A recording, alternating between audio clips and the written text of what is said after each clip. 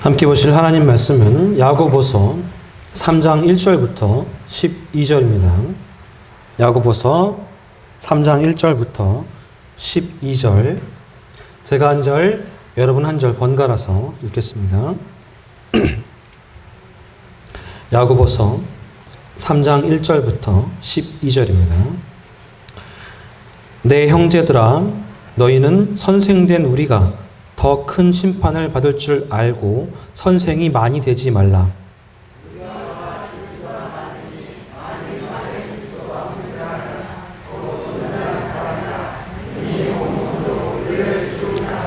우리가 말들의 입에 재갈 물리는 것은 우리에게 순종하게 하려고 그 온몸을 제어하는 것이라.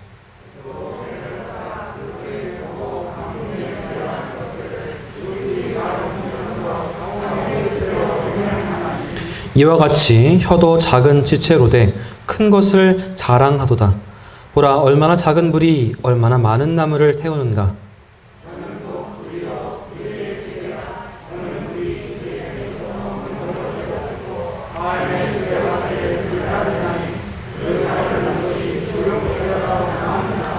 여러 종류의 짐승과 새와 벌레와 바다의 생물은 다 사람이 길들일 수 있고 길들여 왔거니와,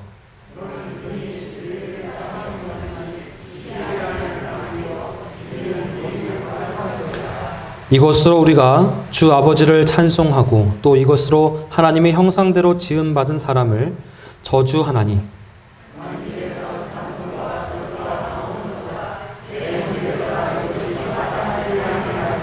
샘이 한 구멍으로 어찌 단물과 쓴물을 내겠느냐.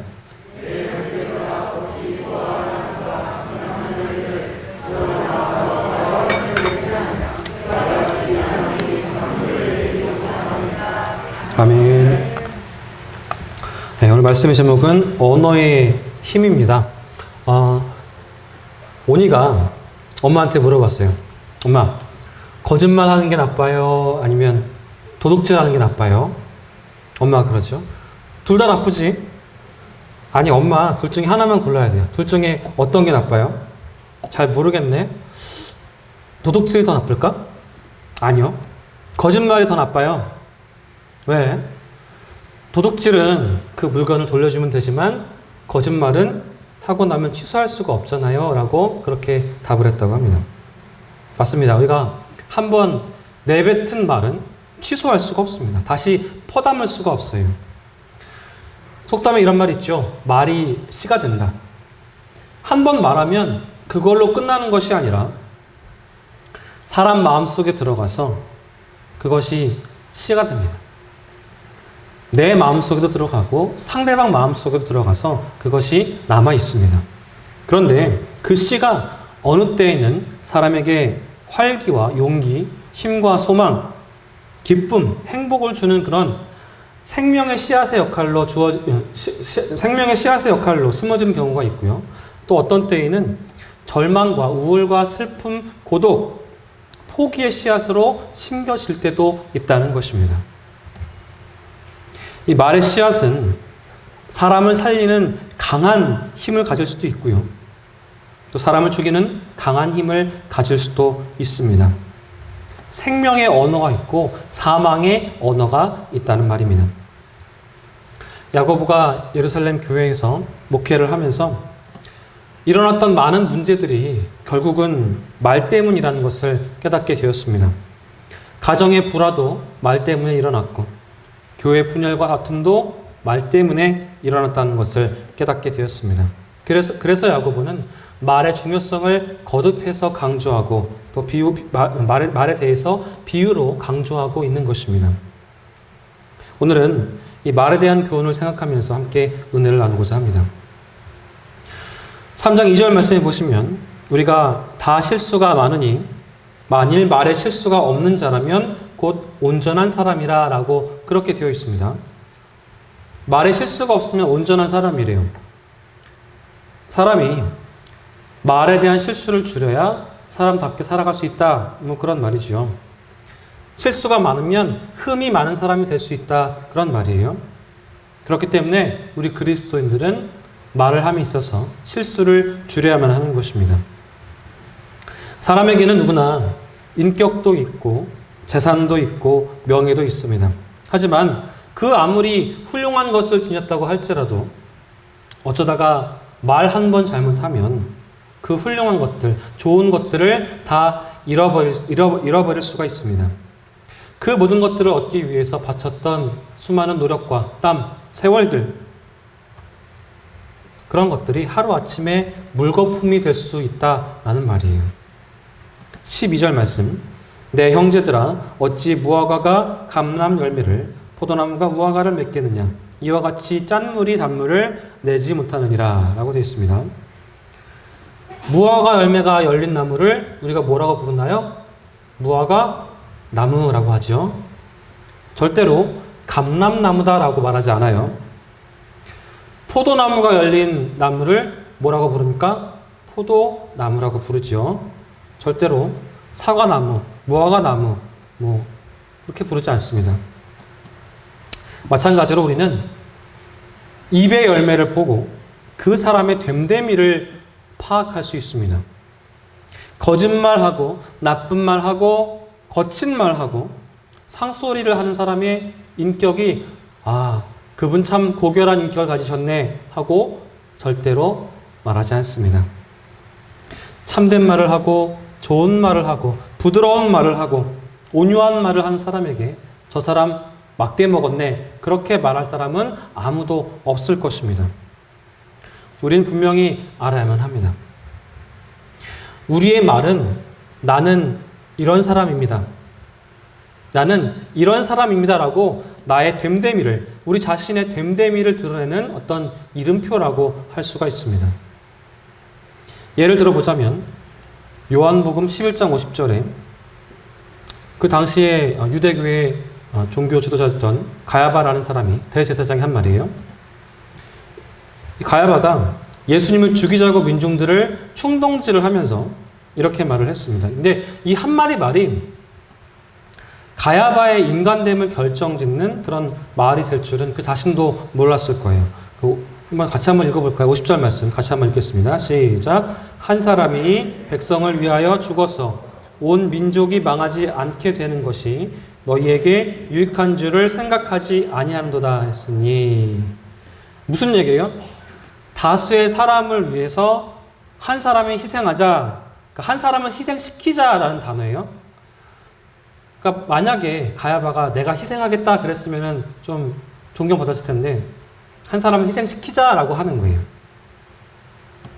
그가 종교인이었지만 종교인의 본분을 떠나서 얼마나 정치적인 인물이었는지 그것을 밝히 드러내주는 그런 구절입니다.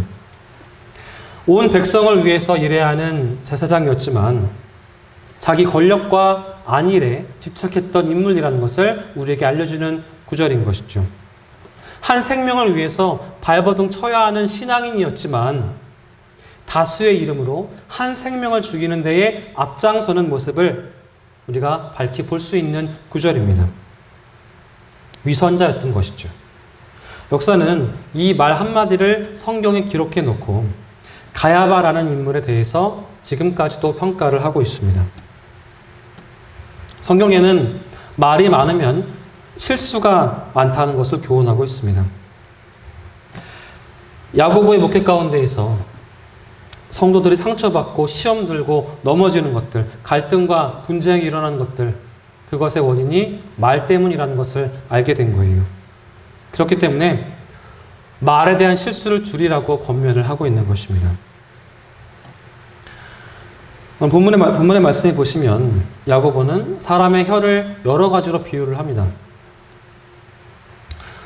3장 4절 말씀에 또 배를 보라 그렇게 크고 광풍에 밀려가는 것들을 지극히 작은 키로서 사공의 뜻대로 운행하나니. 그러니까 배의 키와 같다고 그렇게 비유를 했죠. 우리가 하는 말이 바로 이 배의 키와 같다는 것입니다. 그만큼 사람의 말이 엄청난 힘을 가지고 있다는 것이죠. 엄청난 영향력을 끼친다는 거예요.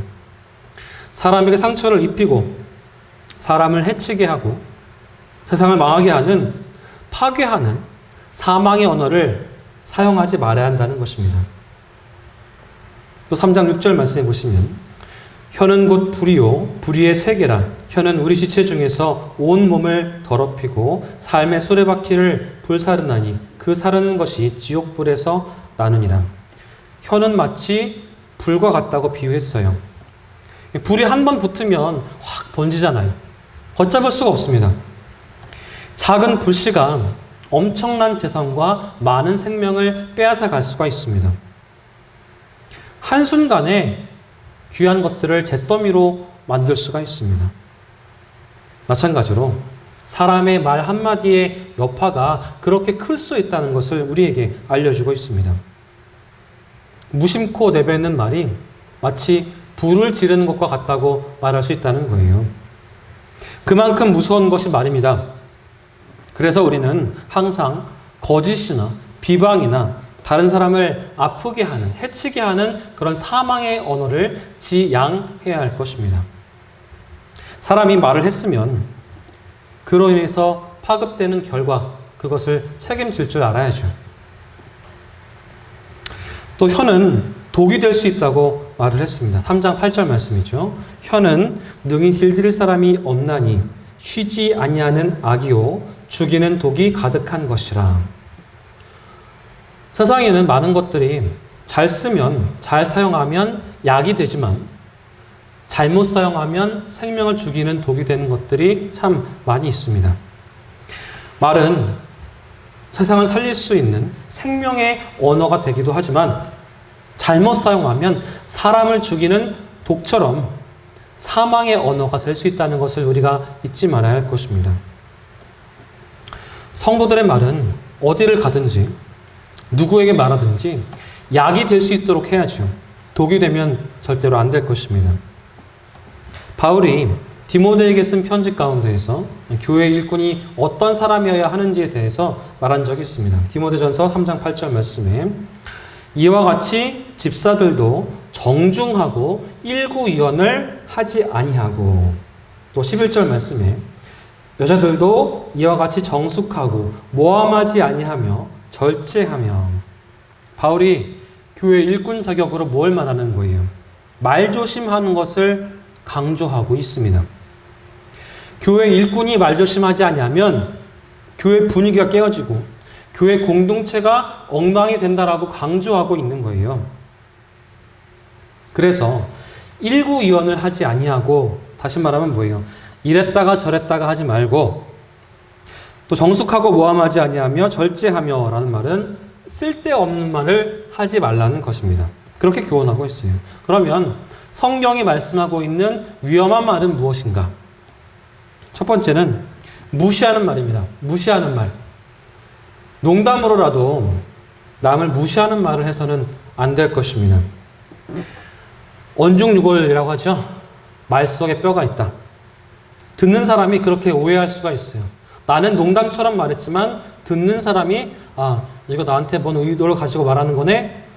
라고 할 수가 있기 때문에 조심해야 하는 거예요. 두 번째는 가십입니다. 가십. 뜬 소문. 소문을 말하는 것이죠. 사실 여부를 확인해 보지도 아니하고 그렇다더라, 누가 그렇다고 하대? 하면서 말을 옮기는 것을 뜬 소문, 가십이라고 합니다. 교회 성장학에 관련된 책을 보면 교회는 소문에 의해서 망한다라고 되어 있습니다. 교회가 외부적으로 압박을 받고 핍박을 받아서 망하는 것이 아니라, 어떤 큰 잘못 때문에 망하는 것이 아니라 교회 내부에서 근거 없이 퍼지는 가십들, 뜬소문들, 그렇다더라, 누가 그랬대, 그런 것들로 인해서 교회가 망하는 거예요. 녹아지는 것입니다. 세 번째는 자랑하는 말입니다. 자랑하는 말. 자기 자랑하는 것도 한두 번이죠. 너무 막 자기 자랑만 늘어놓으면 듣는 사람이 힘듭니다. 듣기 싫어요. 예를 들어서 땅을 사서 땅이 잘 올랐어요. 그러면 한두 번 정도는 축하해 줄 수가 있죠. 근데 만날 때마다 내가 이렇게 잘해, 투자를 잘해, 맨날 얘기를 하면 듣는 사람이 얼마나 싫겠습니까? 성도는 그런 것들을 자랑하는 게 아니라 예수님 자랑, 하나님 자랑, 그런 것들을 해야 되는 거예요. 자기 자랑을 많이 하면 약간 팔불출 취급을 받습니다. 네 번째는 과장된 말입니다. 과장된 말. 떡이 있는데 떡을 돌리면 어떻게 될까요? 돌리면 줄어들지요. 근데 말은 어떻게 돼요? 말을 돌리면 불어납니다. 어떤 사람이든지 전달할 때에 말을 조금 덧붙여서 불려서 전달합니다. 그래서 말은 불어나고 소문은 불어나고 과장되게 마련입니다. 이런 말이 있습니다. 말을 많이 하면 반드시 필요 없는 말이 섞여 나온다. 원래 귀는 닫도록 만들어지지 않았지만 입은 언제나 닫을 수 있게 되어 있다라는 말이 있습니다. 다섯 번째는 불평입니다. 불평. 불평은 부부 사이라고 할지라도 그렇게 듣고 싶지가 않습니다. 그런데 누가 다른 사람이 나에게 하는 불평을 듣고 싶겠습니까? 불평을 많이 하면, 자주 하면 사람이 떠나게 되어 있어요. 혼자 됩니다. 이런 말들이 한 번 입 밖으로 나오게 되면 말을 듣는 사람도 상처를 받게 되고 입에 오른 사람도 상처를 받게 되고 또 그가 속한 공동체도 상처를 받게 되어 있습니다. 더 나아가서 말을 한 사람도 상처를 받게 되어 있습니다.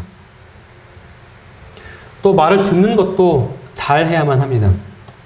말을 한 사람은 아무런 의도 없이 했는데 듣는 사람이 피해의식에 사로잡히면 그 평범한 말을 곡해할 수가 있어요.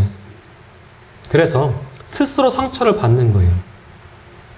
여러분 혹시 어떤 말이 내 마음에 걸리거든 꼭 생각을 해보시기 바랍니다. 상대방이 그런 의도로 말한 것이 아닌데 내가 혹시 오해해서 곡해하고 있지는 않은지 꼭 생각해 보시기 바랍니다. 아무튼 말로 인한 상처에 대해서 조사를 해보면 왠지는 모르겠는데 피해자만 있습니다. 피해자만 있어요. 다 상처받았다라는 거예요. 상처를 입은 사람이 있으면 상처를 입힌 사람도 있어야 하는 거 아닙니까? 가해자가 있어야 되잖아요. 그런데 피해자들밖에 없습니다. 왜 그런지 아십니까? 그 이유는 사탄이 역사했기 때문이에요.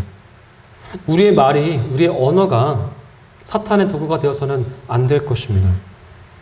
성숙한 사람들은 자기의 어떤 의견이나 말을 전달할 때에 먼저 상대방을 존중해 주면서 자기 생각을 발언을 합니다. 예를 들자면 그 의견도 좋은데요. 저는 이렇게 생각합니다. 혹시 이런 의견은 어떠신지요? 더 좋은 뜻이 있으신지요? 이렇게 물어볼 수 있어야 되는 거예요. 무조건 내가 맞으니까 넌 틀렸어. 말도 안 되는 소리 하지 마. 이러면 벌써 대화가 단절되는 거예요. 상대방의 의견과 생각을 무시하고 자기의 생각만, 자기 발언만 강조하는 것은 성숙하지 못한 사람들의 언어 습관인 것입니다. 다른 사람을 존중하고 인정하고 자기의 말을 그 다음에 자기의 말을 하는 거예요. 본문 7절과 8절 말씀에는 여러 종류의 짐승과 새와 벌레와 바다의 생물은 다 사람이 길들일 수 있고 길들여 왔거니와 혀는 능히 길들 사람이 없나니 쉬지 아니하는 악이요 죽이는 독이 가득한 것이라 라고 했습니다. 혀가 길들여져야 한다고 합니다. 오늘 말씀해 보시면 모든 동물들, 짐승들이 조련사에 의해서 사람에 의해서 길들여질 수가 있는데 사람의 혀는 능히 길들일 사람이 없다라고 그렇게 말을 합니다. 그만큼 사람들이 자기 혀를 다스리기가 어렵다라는 거예요. 그리스도인들이라면 자기 혀를 다스릴 줄 알아야만 합니다. 무엇보다 자기 입술에서 저주의 말을 버려야만 합니다. 내 입술에서 파괴의 언어, 사망의 언어를 버릴 수 있어야 돼요. 야고보서는 예루살렘에서 이제 야고보가 목회를 하면서 교회 안에 있는 거짓된 경건의 사람들을 많이 보게 된 거예요. 그들은 스스로 은혜를 받았다, 많이 받았다, 성령 받았다, 은사를 많이 받았다 그렇게 이야기를 합니다. 성령 충만하대요. 자기 스스로 떠들어댑니다. 그런데 그런 사람들의 입에서 나오는 말들을 들어보면 이것은 은혜, 성령 이런 것과는 아주 상관없는 말들을 하는 거예요. 그들이 말하는 말들이 성령 충만한 사람들이 사용하는 언어가 아닌 거예요.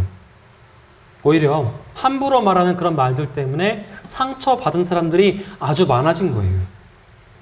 그래서 야고보는 1장 26절에 누구든지 스스로 경건하다 생각하며 자기 혀를 재갈 물리지 아니하고 자기 마음을 속이면 이 사람의 경건은 헛것이라 라고 말했습니다.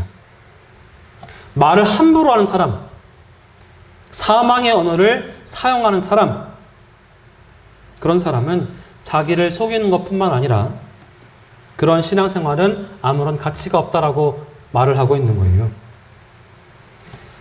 입으로는 경건하다라고 말하고 있지만 사실은 자기를 속이고 있다는 것입니다. 그러면 우리는 어떤 말을 해야 하겠습니까? 성도들은 세 가지 관문을 거쳐서 말을 해야 돼요. 잘 들어보세요. 그리고 여러분들의 언어 생활을 점검해 보시기 바랍니다. 첫 번째 관문은 그 말이 진실인가? 그것을 꼭 생각해 봐야 합니다. 말은 옮기는 과정에서 과장되어질 수도 있고요. 또 그렇다더라, 누가 그랬대, 그럴 것이다 하면서 추측한 것일 수도 있습니다. 그리고 한 사람을 궁지에 빠뜨리기 위해서 조작된 것, 짜여진 것일 수도 있어요. 그렇기 때문에 우리의 입에서, 내 입에서 그 말이 나갈 때에는 이 말이 진실한 말인가, 거짓말이 아닌가를 꼭 생각을 해봐야 합니다. 두 번째 관문은 그 말이 유익한가를 꼭 생각해 봐야 합니다. 그 말이 진짜지만, 참말이지만 유익을 주지 못하는 말일 수 있어요. 그 말이 입 밖으로 나가면 누구든지 상처를 받게 되어 있어요. 공동체가 엉망이 됩니다. 말을 하는 사람이나 듣는 사람에게 유익이 되지 않아요. 그러면 그 말이 진짜라고 할지라도, 참말이라고 할지라도 참을 수 있어야 돼요. 해서는 안 되는 것입니다. 마지막 세 번째 관문은 그 말이 부드러운가, 그것을 꼭 생각해 봐야 합니다.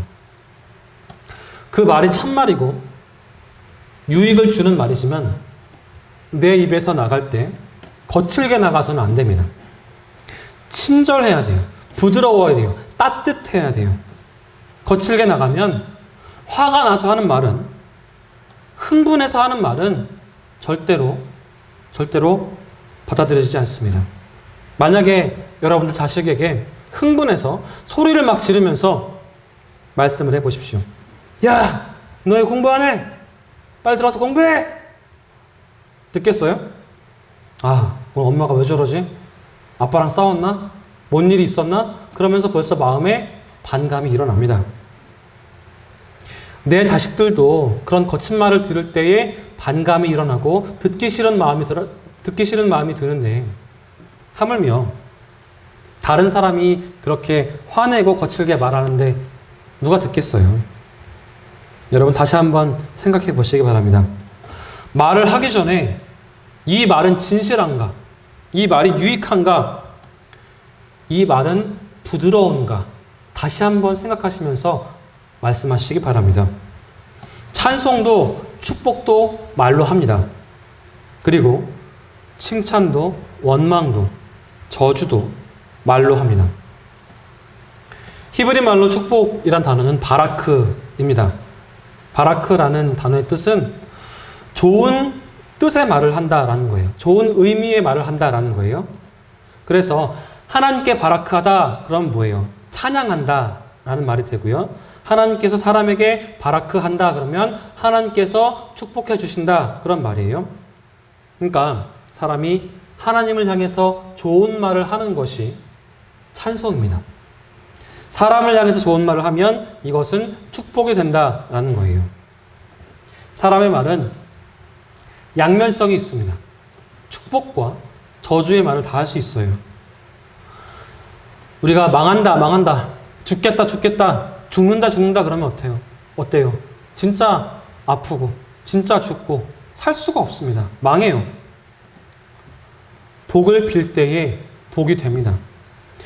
은혜가 있을지어다 하면 은혜가 됩니다.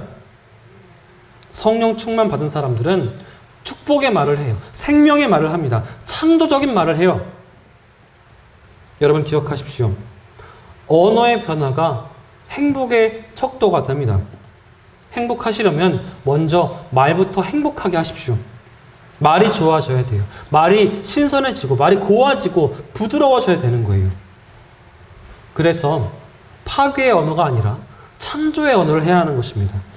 저주의 언어가 아니라 축복의 말을 해야 하는 거예요. 사랑이 충만한 말.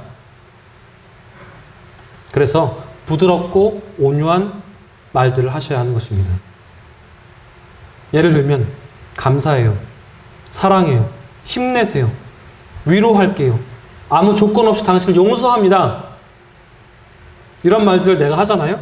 그러면 듣는 사람도 위로를 받고 또 힘을 얻고 감사가 생기겠지만 그 말을 하는 나 자신도 위로를 받고 힘을 받고 감사가 생겨나요. 사랑을 받게 됩니다. 그리고 조건 없는 용서를 받게 됩니다. 사람은 손이나 발로 짓는 죄보다 입으로 짓는 죄가 훨씬 더 많대요. 성경에서 입으로 들어가는 것이 사람을 더럽게 하는 것이 아니라 마음과 입에서 나오는 것들이 더럽게 한다라고 되어 있습니다. 그렇기 때문에 믿음의 사람이라면 입 관리를 잘해야 돼요. 말 한마디를 통해서도 언제나 하나님의 영광을 드러낼 수 있는 그런 단어들을, 말들을 해야 하는 것입니다. 그러한 삶을 살아가시기를 주님의 이름으로 축원합니다. 세상을 죽게 만드는 그런 사망의 언어를 버리시고 세상을 살리고 사람을 살리는 생명의 언어를 사용하시는 삶을 살아가시기를 주님의 이름으로 부탁드리겠습니다. 모든 사람을 살려내는 언어의 힘을 가진 성숙한 성도들의 삶을 살아가시기를 주님의 이름으로 축원합니다. 기도합니다. 사랑과 은혜가 풍성하신 하나님 아버지, 오늘 선포되어진 말씀으로 나의 삶을 돌아봅니다. 나의 입술을 돌아봅니다. 나의 언어를 돌아봅니다. 나의 입술을 통해서, 내 혀를 통해서 나오는 말이 어떤 말이었는지, 내가 혹시 다른 이들에게 상처를 주는 말을 하진 않았는지, 아프게 하진 않았는지 생각해 봅니다. 내 입술에서 축복의 말, 사랑의 말, 위로의 말, 용기를 주는 말들이 넘쳐나기를 원합니다. 우리 입술을 주님께서 허락하시는 사랑과 위로와 축복의 말들로 채워 주시옵소서. 우리로 하여금 이러한 말들이 흘러가서 듣는 이도, 말을 하는 우리도 언제나 주님께서 허락하시는 축복을 받게 하여 주시옵소서. 우리를 언제나 사랑해 주시고 축복하시는 예수님의 이름으로 간절히 기도하옵나이다. 아멘.